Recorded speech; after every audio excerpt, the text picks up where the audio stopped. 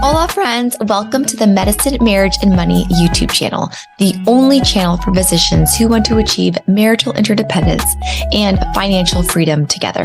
On this channel, you will learn how to show up as the best version of yourself so that you can love intentionally and build a more financially savvy relationship with your spouse. And I am your host, a physician mom, a doctor's wife, a Gottman leader, a certified life and marriage coach, Dr. Kate Mangona. Welcome. Bienvenidos.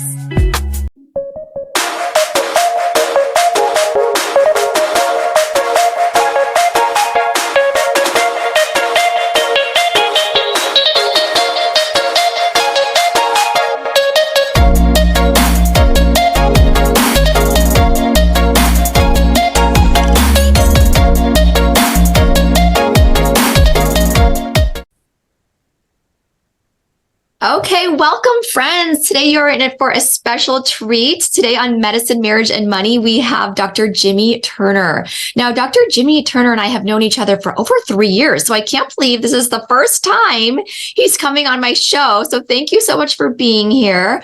He has been such an amazing resource and help to me and hundreds of other physicians who also went through this journey through the Life Coach School, became a coach together.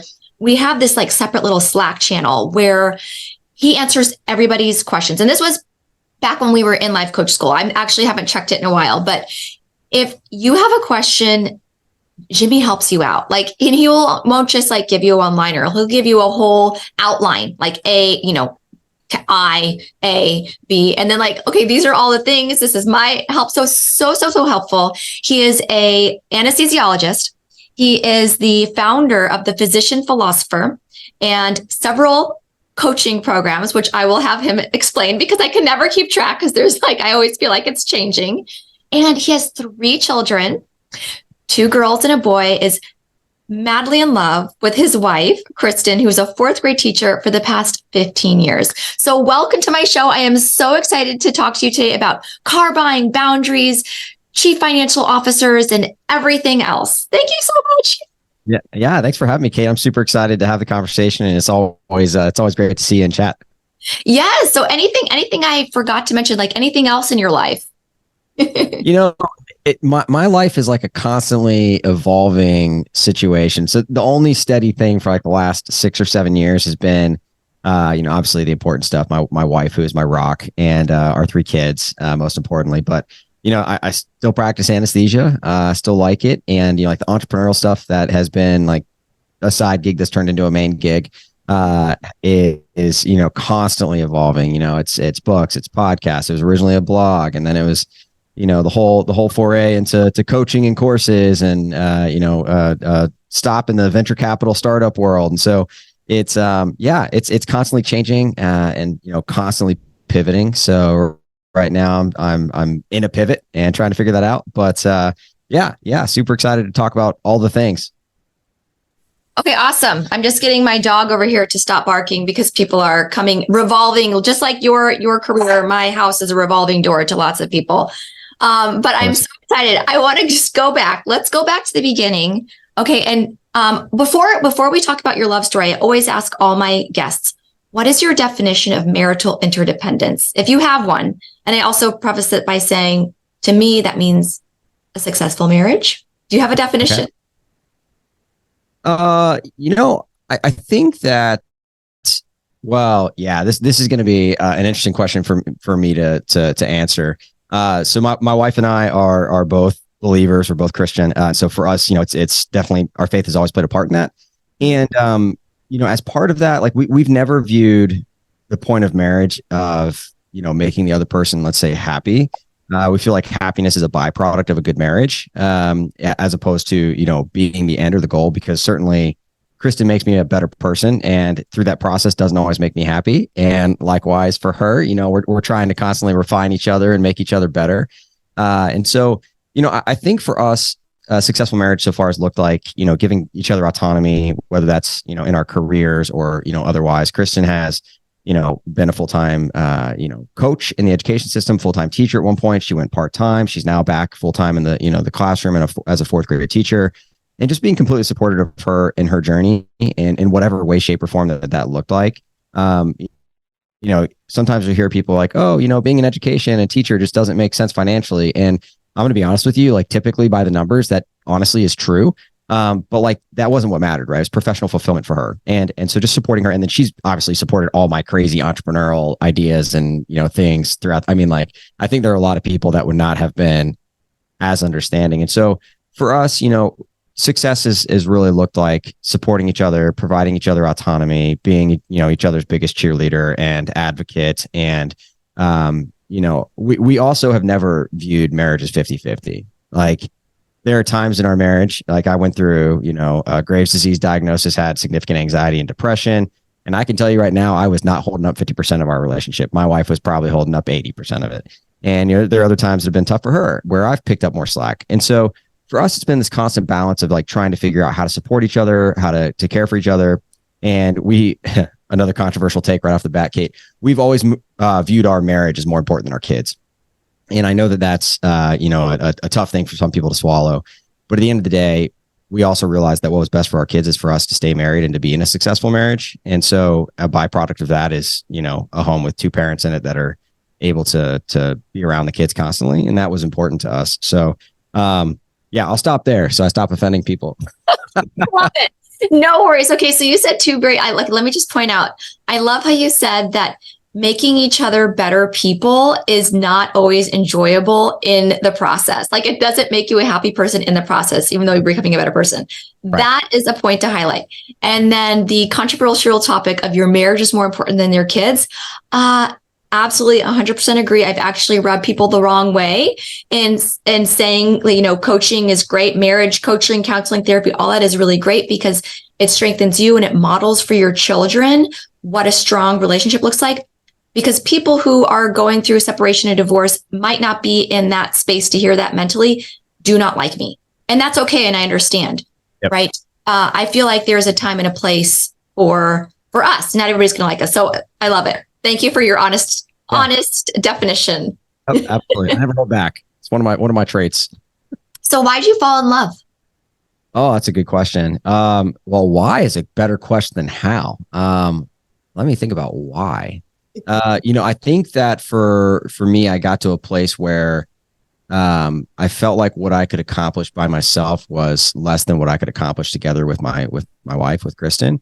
And she just filled in so many of my gaps. And so in so many ways, I felt like more of a complete person with her than I did without, and it was very easy falling in love with my wife. It's actually hilarious. So like 2 weeks into our relationship, I'm an extremely decisive person. Always have been, always will be. 2 weeks in our relationship, I'm telling my best friend, like, I'm going to marry this woman or someone like her.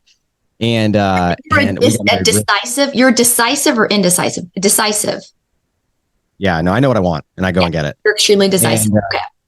And so, at the same time, I'm having that conversation, like she's like pulling aside and saying, hey, like I need more space. Like this is a little intense. And so, and actually like probably 6 or 8 weeks before we even dated, Kristen told one of her best friends, she's like, I could never date a guy like that. And so like, we actually had like this really interesting background. We knew each other, for a while, for 4 years before we started dating, and we both played college soccer, small Division II school. And she was dating somebody the first 2 years. So always off limits. So, I try to be an honorable human being. So never even considered the idea. And then, at some point realized that was no longer a relationship she was in. But yeah, we had a very interesting start. But yeah, I think the why for me was definitely, I don't know. It's just really easy. She's the most understanding, compassionate human being I've ever met in my life. And is a substantially better human being than me. Has always been. And so, yeah, I think the answer for her would actually be more challenging than for me. Oh my gosh. Compassionate, understanding, and just I love it. Okay. She's going to have to listen to this. And I can draw so many parallels with the fact that she was off limits, right? Victor is extremely decisive. I am not. Yeah. And I was totally the same situation. I was in a relationship with somebody else. So I love that, how this happens, right? And sometimes love is so easy, but when we're with somebody else, it's not as easy for like the other person. So, oh my gosh. And yeah, tell me about, a lot of people have, I feel like relationships are like an ocean. It's got high tides and low tides. It's got crashing waves. There's storms. When do you think was the most difficult time in your relationship? Do you think it was during your Graves' disease diagnosis? Was it like your first child, second, third child? Any career transitions? Because I know you have a lot of entrepreneurial adventures. And not only like when you think, and you don't have to pick the most, but like when was one of those struggles and how did you guys get through it? Yeah, but by far and away, the hardest part of our marriage was when I was, passively suicidal and struggling with depression. She very much had to carry me a lot of the time and carry our household. And so that was, extremely challenging because I was doing all I could to keep my head above water, in terms of, anesthesia and running a business. And so that was a particularly challenging time. Like challenging stuff professionally has never been hard for us just because we're always like, hey, like, how do we make this work? Like, how can I help you? How can you help me? Like, who's going to get, kid A where, kid B where? I mean, like, we just always have tag teamed extremely well.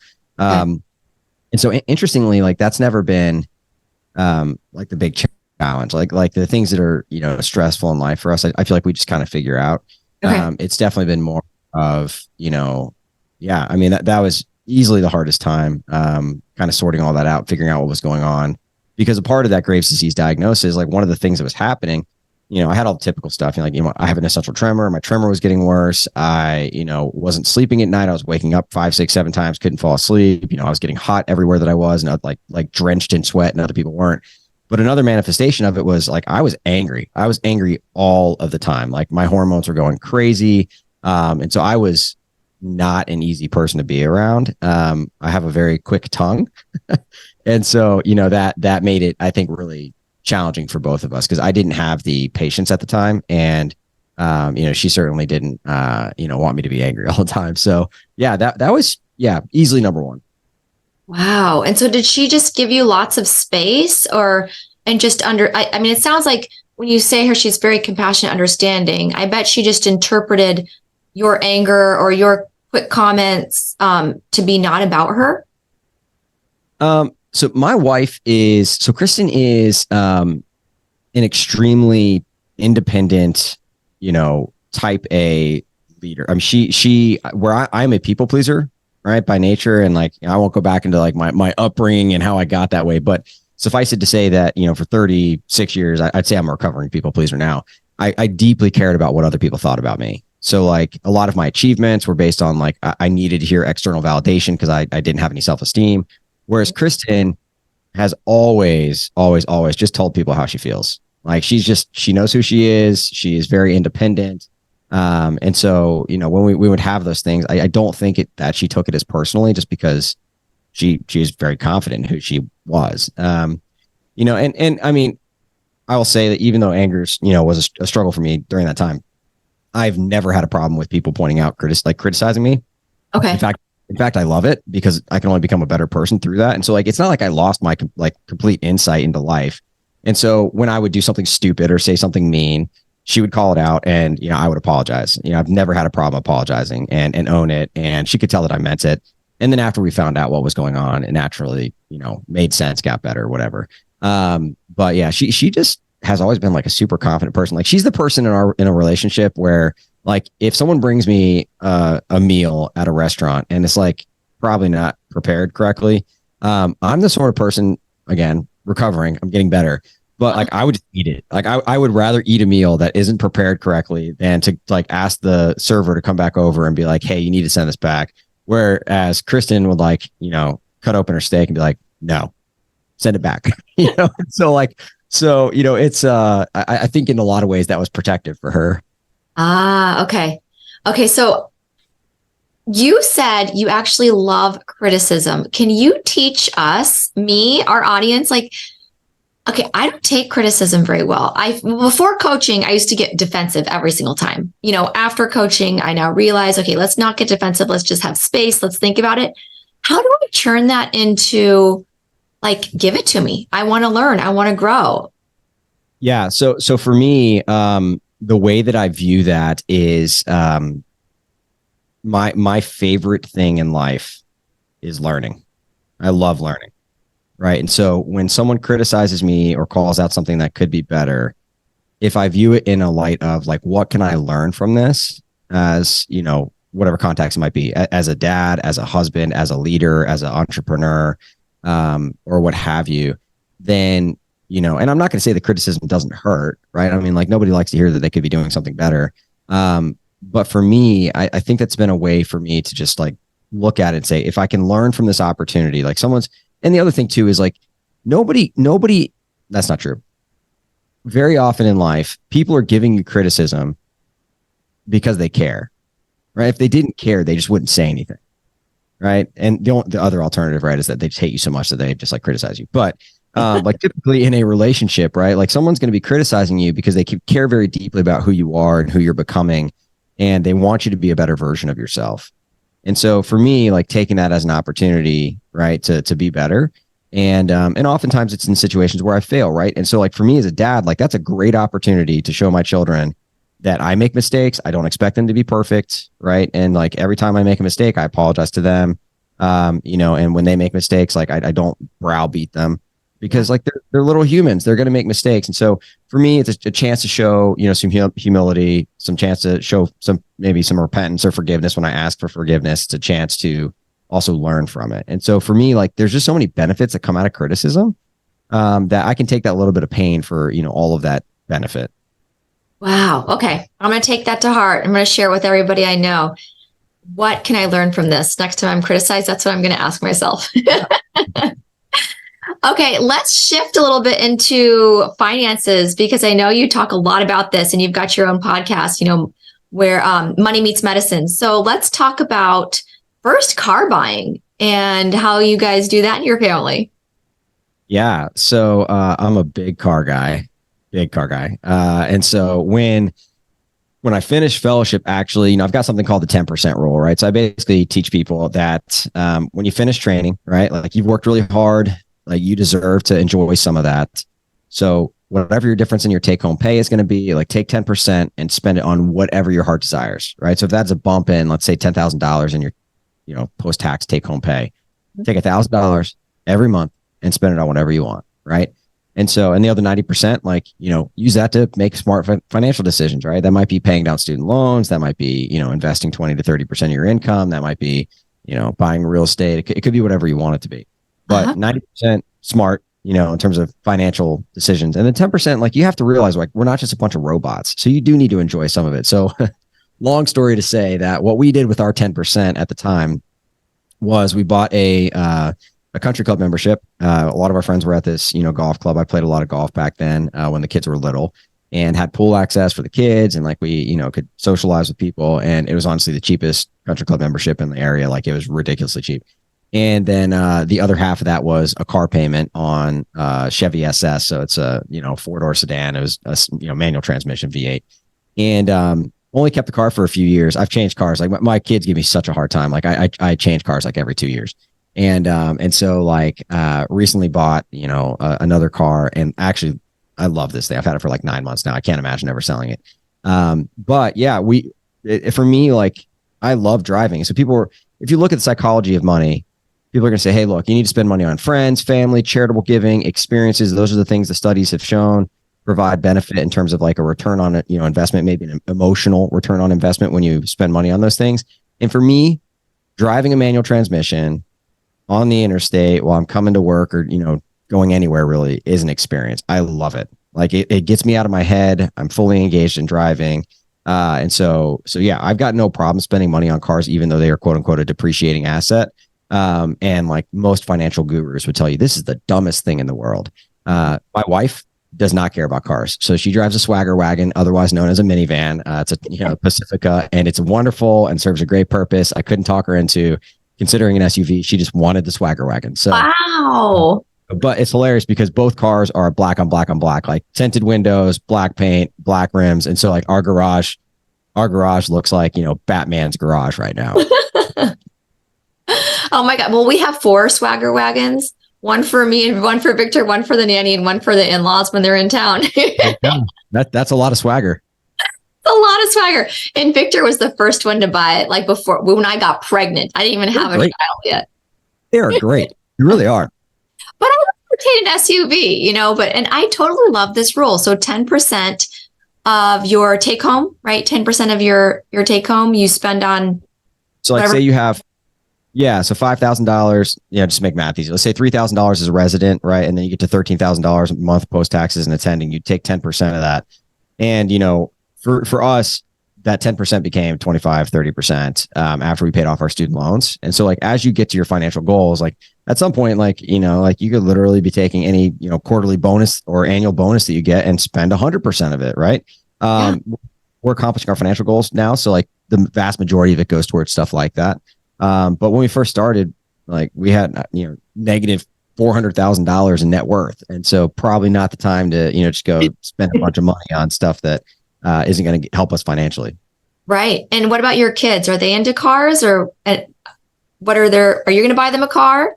So two different questions. So the first one is yes. So when I got the Chevy SS, now, I mean, that car was fun for them. Like they would constantly be in the backseat and, say, "Daddy, go faster." I mean, they loved that car.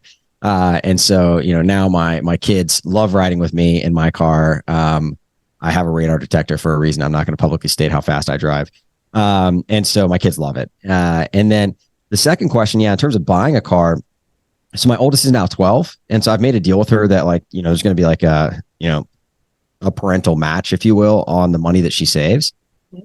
And so cars are stupid expensive nowadays, like even just, regular run of the mill cars. I mean, they're $30,000 or $40,000. It's insane. And so, I basically told her, look, for every dollar that you save, I'll give you $3. And so if she saves up $7,500 by the time she's 16, then she'll have $30,000 to spend on a car. And that's the way that we've kind of gone about that, because I don't want to take full responsibility paying for a car and her just expecting that. That doesn't teach her anything about personal finance. Right. And so we've taken that money, we put it into a brokerage account, and, we're investing it. A little bit challenging because the timeline's short, but we're trying to teach her, about investing, about saving, and then about, getting to your goals and having the benefit of that. So she is paying for part of the car, I guess, is the way to answer that. I love that. Okay. I love that. And then what about who takes care of the finances in your family? Because I know you're super passionate about chief financial officer. Yeah, no, that's a good question. So, you're finding out that I have no problem sharing personal information on the show. So I'm dyslexic. I am very bad at details. I'm very good at abstract problem solving. And like when you described answering those questions in the Facebook group, I can take what seems like really complicated stuff and then create a list of it in order that makes sense for people. If you want me to remember to pay bills on time, I'm not your guy. Just not your guy. It's not going to happen. We're going to have lots of missed bills. And so I take care of the big picture personal finance stuff. Like how much do we need to be saving and investing to get to our goal of, being financially independent by the age that we want? How are we going to go about doing that? And of course, that's built on a shared vision. We both get together and kind of figure out, when does that need to happen? What are we trying to do? And then she trusts me to kind of paint that big picture. Whereas she pays all of the bills because she's a detail-oriented person. We very much fill in each other's gaps. And so she takes care of the, let's say the day-to-day or week-to-week tasks financially, which, is equally important. She's the one that's going to comb over our credit card bills and see if we've, been spending on things that maybe we shouldn't, or, subscriptions, that sort of stuff. So we split it up. But yeah, I mean, if you had to designate, chief financial officer of the household, that's probably me, because she is not going to listen to what a backdoor Roth IRA is, or the difference between a governmental versus non-governmental 457. And so yeah, it's a good mix. Yeah, no, it sounds like very similar to my household. I have like a couple of credit cards I still need to pay. I feel like when I sit down to pay my credit cards, I like to go through line by line, and I'm like, Victor, did you go to this store yesterday? And like, it turns out, oh, I went there. It's like, I go through everyone to make sure there's no fraud, and then he's definitely big picture. This is where we're going to take $100,000 and put it, in this property. And it works out. It works out. And okay, the other topic that I really wanted to cover is boundaries, because I was on your podcast a few weeks ago and you continue to help me every time I talk to you, every time I text you, message you. I was about to say yes. I'd actually almost pretty much said yes to editing this entire book. I was going to be the pediatric radiology editor, and you're like, hey, just be careful with that. Like, look at your schedule again, look at your values. And I was like, it is in line with my values, but is not in alignment with my calendar. And so I asked one more question. I said, when did you want this book edited by? And they said, oh, we're hoping mid-November. And this was a couple weeks ago, and in October. And I was like, oh my gosh, mid-November, that's like in a couple weeks.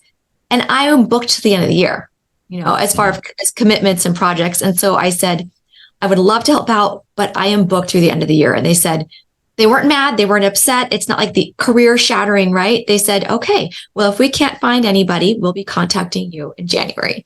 And I said, okay, thank you. Right. And I know you helped me, right? I know you've helped thousands of other physicians with boundaries. Do you have any, what is your boundary philosophy and how do you do it in your life?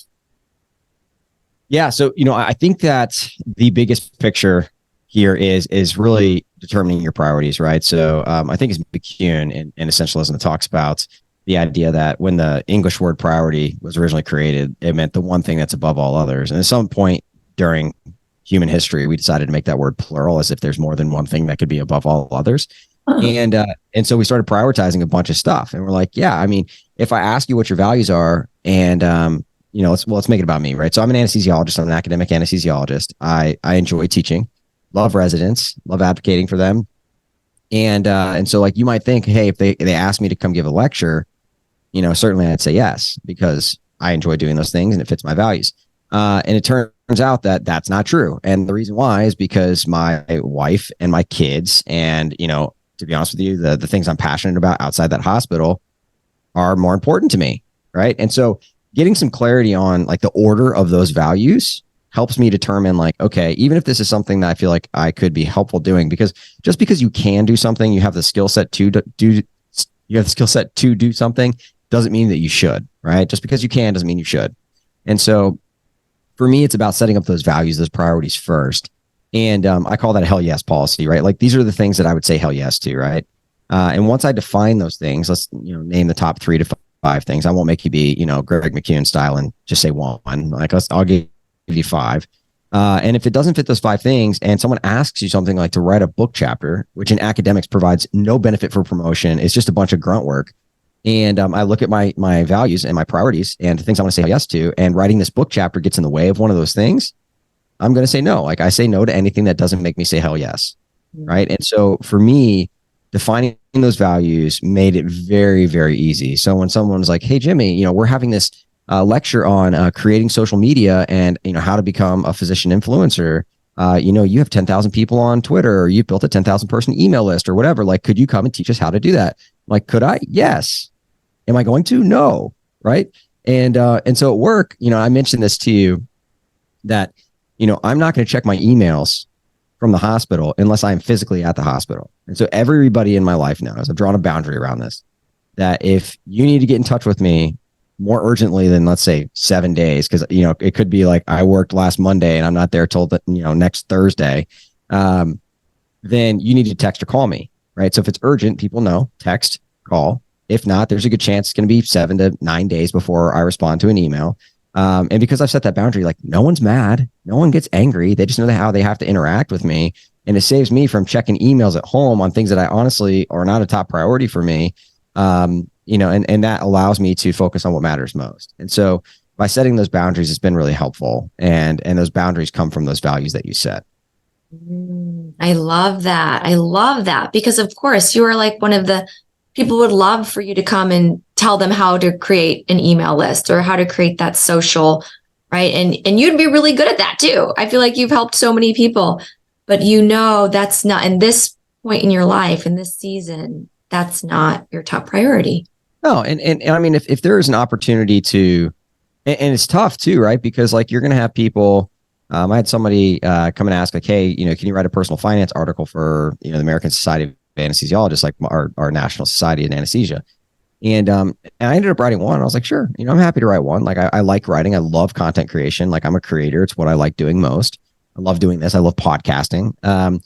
And so I said, yeah, and then he's like, yeah, well, can you write a part 2 to the, the first post that you wrote? And honestly, my life for the last few months has been swamped. And so I keep telling him hey, look, you're just gonna have to check back in a few months. And I've done that to him twice now. And so, but at the same time, I just don't looking at the calendar, like you just said, I do not have the time to do this without taking away from something else that's super important to me. If things slow down enough, yeah, I'll write the, the article. I enjoy content creation, but, yeah, it's constantly figuring out because anytime that you say yes to something, you're saying no to something else. like, it's not like it's a free trade-off. Like there's no free lunch in this world when it comes to saying yes to things. And so if you're going to say yes to something, you need to figure out, what am I saying no to? Like, and that no could be like working out. It could be sleep. It could be time with, your partner or your kids. It could be, any host of things, but you are absolutely saying no to something with the most precious commodity that you have, which is your time. Oh my gosh, I love that. Yes. Well, we have covered so much: finances, boundaries, your love story. Is there anything else that we haven't gotten to that you wanted to share about? We didn't really talk about your venture capital. Sure. Did you want to talk about that as one of your entrepreneurial activities? Yeah, sure. I mean, it's been an interesting journey. So, started out as a solopreneur, as a blogger, right? In 2017, November 2017. And as part of that, started writing 3 blog posts a month. And then like that whole dyslexia thing kind of gets in the way of writing, because it turns out that like I don't know the difference between ROLE and ROLL. Those are apparently different words that have different meanings. And so like people would start calling me out on stuff like that. And because like, by the way, like word check back then, like, was not as good as Grammarly. And so like it would not call that out. And so like I would just make mistakes all the time. And so ended up getting invited behind a microphone at some point and realized that I'm not terrible at that. So I decided to transition to using my voice, where I can express my ideas without anybody realizing that I can't spell.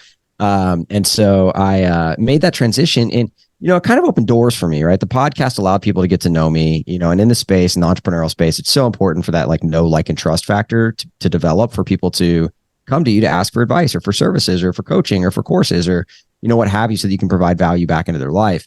Because it turns out people don't do that if they don't know, like, and trust you.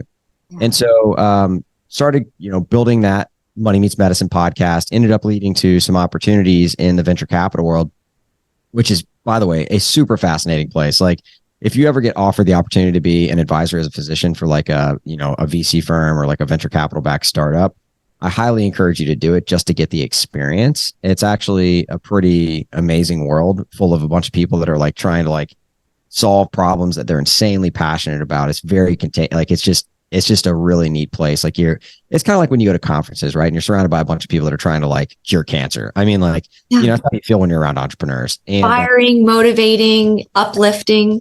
Yeah, exactly. And so for me, I loved that. I loved that energy. I loved that space. And so, yeah, learned a tremendous amount about how that works. And it's been a fun place to exist in, as a co-founder of a startup, and learned so much through that process. And, and even if it doesn't work out, because, 80 to 90% of startups fail, it's the same thing as criticism, right? If my favorite thing to do is to learn, right? Like even if something fails, I'm going to learn something. So it's that like quintessential entrepreneur quote, right? Like you either get what you want when you try something, or you get the lesson that you need. And so either way for me, like I'm getting what I want, or I get to learn. Like that's a win-win. So this view on failure has been super helpful, like from the days of being a solopreneur as a blogger and realizing I can't spell, to, being in a venture capital backed startup. Failure has only taught me, a tremendous amount, which makes me better for the next step in the journey. Yeah, no, I love it. No, I am the same way. I don't know. Victor is always the quickest one. He texts me. He's like, "Oh, I just posted something a minute ago." He's like, "Change this." He doesn't even tell me like preface anymore. He just texts the word, and then I know I have to go check the post and change that word. That's funny. Yeah, no, it's been an interesting thing because our youngest, she's in first grade. And we started noticing some things, and we don't know, we're going to get her tested. But like she's reading words backwards and like flipping numbers and flipping letters and just having a really hard time reading. And we're putting like sight words in front of her. And like her mom's favorite passion in life is teaching reading. And so like she's a reading teacher. And so, like we're like putting sight words in front of her, and it's just like the amount of effort that went into memorizing the words. Like those are all, signs of someone being potentially dyslexic. So I started learning more about it. And as I did that, basically started reading books that were like biographies of my life. And so it was, it's been an interesting learning process. But it comes with a ton of benefits. I mean, like, it's interesting. Everybody focuses on the drawbacks. There's actually a fantastic book, and probably not relevant to your readers, but I'm passionate about it at this point. So it's called The Dyslexic Advantage. And it basically talks about like, yeah, these are the things that people with dyslexia struggle with, but these are all the advantages that come with it, and the way that Oh, that person's brain works. Like there are massive advantages if you just understand them and realize it. And I've started, I started noticing those things well before I ever read this book, right? I'm terrible with details, really good at complex problem solving, really good at giving advice. I'm the person everybody's come to my entire life for, like, hey, Jimmy, I don't know what to do in my marriage. I don't know what to do at school. I don't know what to do with this business, and it's just like, but that said, like, if you ask me to memorize something or tell you the mechanism of action of some drug, like, I'm not your guy. I'm just not going to be able to do it. And so it's been a really interesting journey. But I will say that entrepreneurship has been a ton of fun and really lends to the way that I think. But I couldn't make any of those businesses work without a detail oriented person within them. So you need that visionary, but you also need that operator. Like, that's the only way I've ever experienced businesses working well. And so that operator at the physician philosopher for like 3 or 4 years was my sister, actually. And like, without her, like, none of it would work, like zero of it. wow. That's amazing. Okay. And so what did your sister kind of help get you? Was Yeah, she she does employed all the by process stuff. So she's a nurse, and so works a few days a week doing nursing. And then otherwise, like, she's just like, hey, this is a great opportunity to have a better relationship with my brother. And she has always recognized my let's just call them deficits. And so she's like a very super detail oriented process person, but she's very risk averse. Like, so she's my complete opposite when it comes to like the way that her brain works. And so for me, like, it fills in all those gaps, right? Because I'm gonna forget stuff. It's just the way that it is. Whereas she, like, just like writes down all these processes and like, these are just the things. And so when I come to her and I'm like, hey, I've got this great idea. This is gonna work. It's brilliant. It's gonna, help a ton of people. And she's like, Jimmy, I love your ideas. I'm glad you're very decisive. That sounds very exciting. But these are the 17 things this is gonna break if you do that. You know, and so, like, she makes me slow down and like think through those things. I'm like, okay, now I have 17 obstacles I need to think through and solve those, with her help. So yeah, so my sister was that way in my business. My wife is my savior in my my marriage. When I was younger, I had best friends that would, like, make sure I got to where I was supposed to be on time. And so, like, I've always kind of needed that guidance and that help. And it's just been a constant thing in my life that has only become noticeable to me relatively recently. Yeah, that's amazing. I'm going to read this dyslexic advantage because I think I will probably relate, and one of my daughters will too. So Yeah. thank you for that recommendation and all of these amazing stories about your life and your work and your entrepreneur and anesthesia. And yeah, it's so funny you said that you don't know the mechanisms. I thought the anesthesia people knew all the pharmacology. Like, I, as a radiologist, know nothing on pharmacology, but yeah, like, big picture. But like, okay, what's the mechanism of action? I don't know. So when you read that book, it's fascinating, right? Because, like, there's a couple things that are obvious, right? So there's like this interdependent thinking. So what that means is basically that person likes to learn about a lot of different disciplines. And so, like, I mean, I teach my residents about psychology. I'll talk about studies on, behavioral economics and how people make decisions in that space, and then teach them about why that matters when you're consenting a patient for a procedure, right? And I love entrepreneurship, and I'll pull from personal finance and give analogies. And so, because of the way that I think, like, I'm able to do that and help people understand really complicated concepts, right? But, like, I have a saying with my residents. They'll ask me a question and I'll tell them, like, I don't memorize things that I can look up, right? And I've said that for years, but it didn't really occur to me why I say that until pretty recently. And so, it is, yeah. And honestly, it's just so much more refreshing to, like, look at the things that I'm good at as opposed to the things that I'm bad at that I've noticed for 38 years. Yep. Having to have a reading tutor when I was in school as a young kid and all that stuff, and, like, somehow making it through all that stuff without people giving me a formal diagnosis was insane. But yeah, I almost failed out of medical school, felt like a failure, there's just a whole slew of things that happened. But now that, I understand it a little bit better, it's actually something that, makes me excited. Like, I'm not ashamed to say that anymore. It's super fun to think about. I do the same thing. I have my same pediatric measurement like website PDF thing I look at every single time. I don't memorize what size the kidneys and spleen should be, even though I do it every single day. Yeah. Like, but you are naturally going to notice things that other people won't. And it's the reason why it seems strange to people. But I'll walk into an operating room and then notice that something's wrong immediately. And, like, I initially, and you'll read this book, this is actually a thing, I will know what the problem is and how to solve it I can't tell you why yet. Right. And so like, I'll work my way backwards and be like, this is what happened. And so like, it is, that ability to put that big picture together, like very big picture abstract kind of problem solving, it's a skill. And so like, I actually ended up lucking into basically the right profession in anesthesia, where like, that's basically what I do every day. Right. I do procedures, and then I help solve, complicated sick patients and figuring out what's going on. It's a problem solving profession. And you have to do it quickly. And so, but that said, like, I don't have to remember who you are. Right. Like, so like, if I meet a patient in public 4 weeks later, I'm not going to remember that I took care of them. I can't remember names. I can't remember faces. And like my wife and I have this routine. Sorry, I'm like going on and on, Kate. My wife and I have this routine. So this is about marriage. So my wife and I have this routine. I'm thinking to myself, she tried to end the show like 15 minutes ago. So my wife and I, when we are out in public, I'm so bad with names and faces. Very good with people, very bad with names and faces. And so I can recognize that they know me. And so before they walk over, I'll kind of turn and whisper in my wife's ear. I'm like, I have no idea who this is. And so we have this routine where she will, basically we'll start talking. They clearly know me. I have no idea where they're from. And my wife will stick out her hand and say, hey, I'm Kristen. He's being rude. Like, so she'll introduce herself so that the other person will tell us their name. And it's a way of getting them to introduce themselves without me having to do it, because I can't. But it's funny because like once I get the primer and I'm like, oh, that's this person, and I know them from this context, like things kind of come back to me, but like I can't recall that on my own. And you were telling me my whole life, Jimmy, just so you know. So it's like 10 to 15% of people are dyslexic. Yeah. And I'd say, a lot of them don't notice it. If your dyslexia is very severe, obviously, like people probably figured that out when you were young, because like you legitimately are in third grade and you can't read.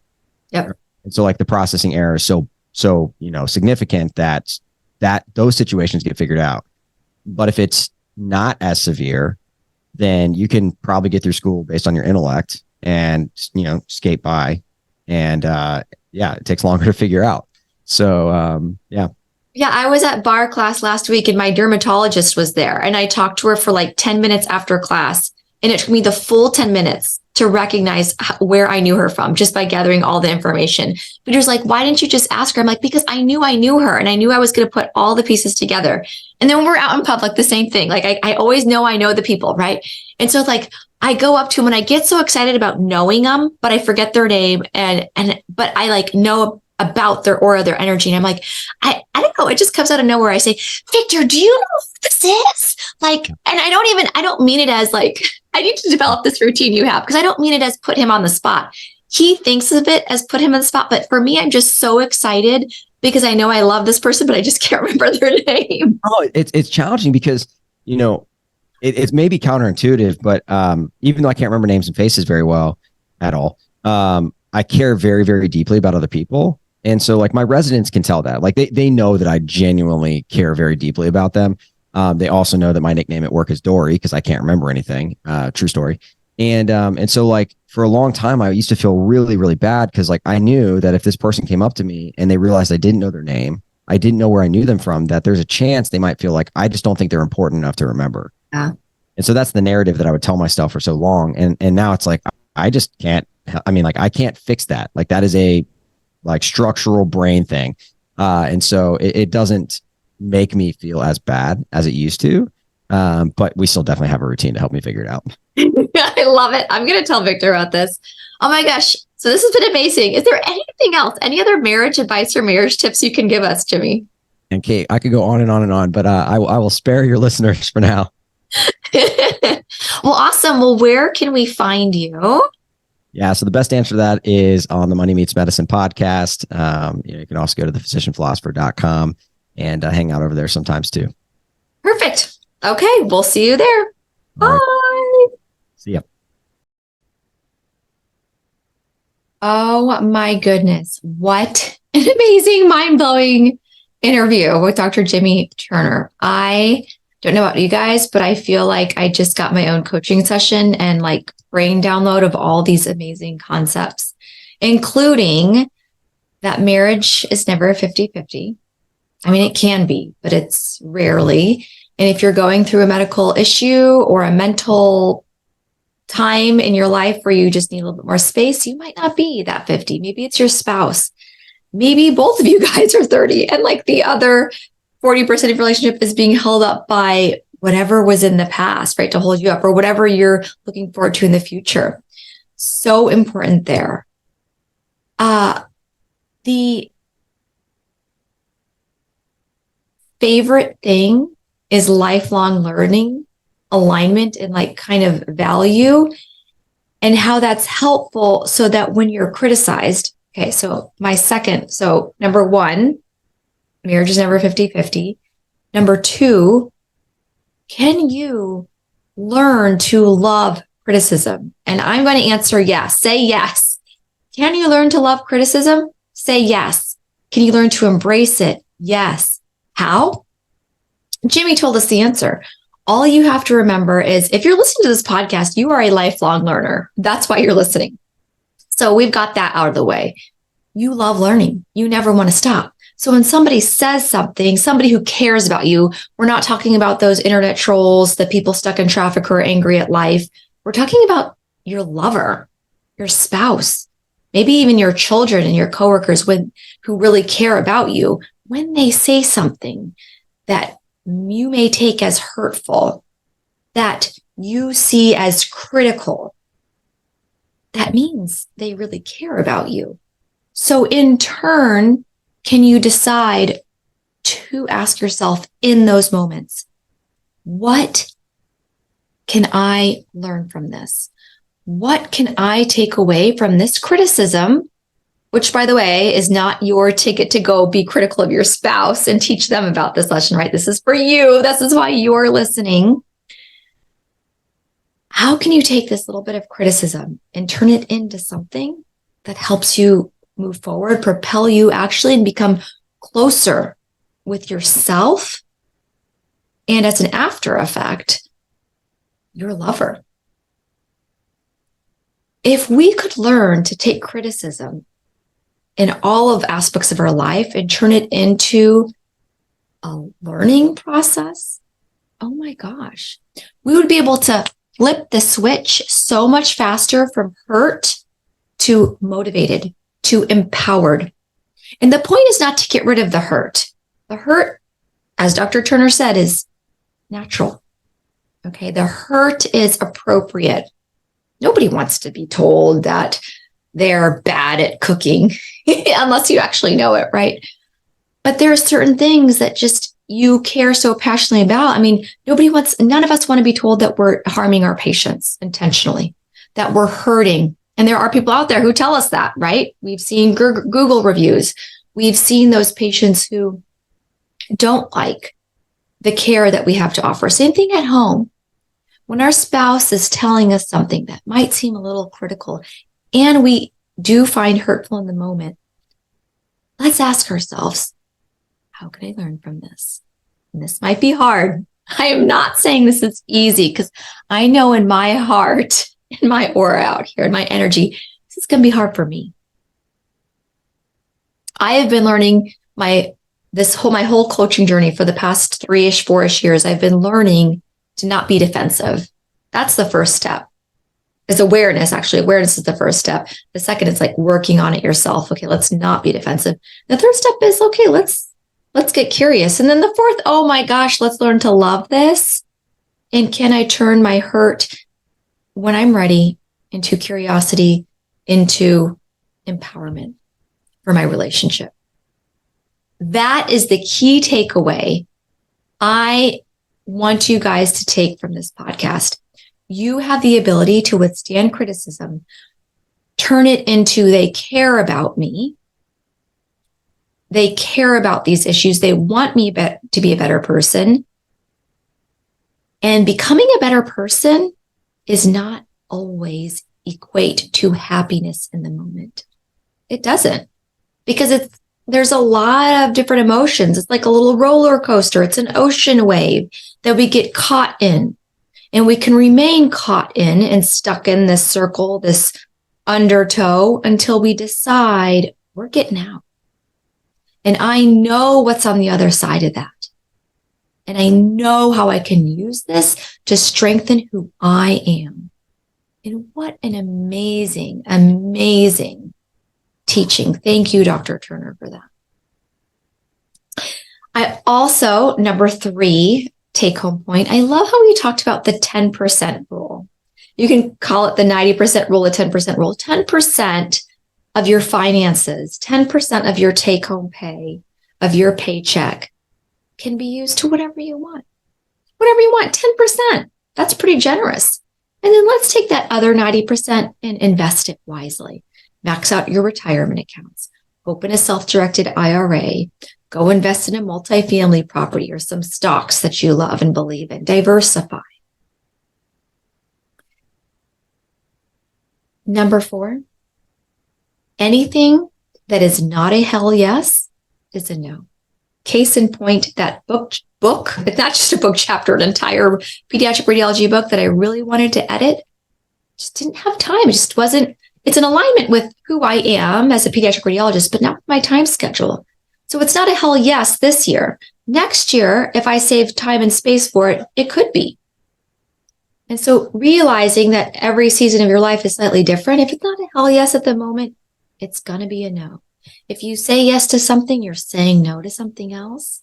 And if you say no to something else, the doors open on the other side. And my last and 5th key point here is if you are dyslexic like me, let's read the dyslexic. Oh my gosh, you can even tell. Dyslexic advantage, the dyslexic advantage with me. We're going to read it. We're going to learn why people like you and me love speaking, love having conversations, and I didn't love public speaking from the beginning. Don't get me wrong here, but I've learned to love it, right? Because nobody knows that I can't spell. Nobody knows that I mix up my 8s and my 9s and that I just see the first letter of lots of words. I see the first letter and I see a combination of letters and then I make up my own words. Talk to my husband. I do this. Never officially diagnosed. If this is you, I will tell you, we stand together. We stand united. Okay. So much love for you and your spouse. If you learned anything today, especially this criticism point, please share this with somebody who needs to hear it. You have the potential to save somebody else's relationship. You have the potential to lift somebody else up who may be down and just learn a little bit more about themselves, to empower them, to move them forward, to encourage them, to motivate and to inspire. Thank you so much for listening. I so much appreciate your reviews, your comments. If you haven't already, please download my medical marriage survival guide. And I have some amazing announcements in store for you guys. I have created, okay, I'm not going to tell you now, but I will tell you soon. So stay tuned. Much love. If you are finding the concepts I teach in these episodes useful and want more in-depth and personalized support for your relationship, consider this your invitation to join me in creating the most connected and intimate relationship with your spouse that you could dream of. Go to www.medicinemarriageandmoney.com right now and download my 18-page medical marriage survival guide and workbook at no cost to you. I also have a 6-day marriage challenge, which goes over the 6 predictors of divorce at no cost to you. These have been known to decrease fighting, rumination, and grudges between you and your loved one. If you want to take it a step farther, really enhance the joy and connection in the most intimate relationship in your life, sign up for my 8-week Making Marriage Work program today at medicinemarriageandmoney.com. Thanks for leaving us a stellar review, subscribing, and sharing with your friends on social media. You have the power to improve someone else's life and marriage simply by sharing this episode. Much love to you and your spouse.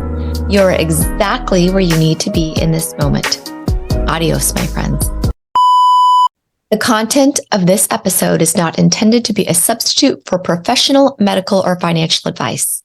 The opinions provided on this episode are those of myself or the invited guest alone. They do not represent the opinions of any particular institution. Always seek the advice of your physician or financial advisor with any questions you may have of a medical condition or financial plan. This is for your entertainment only.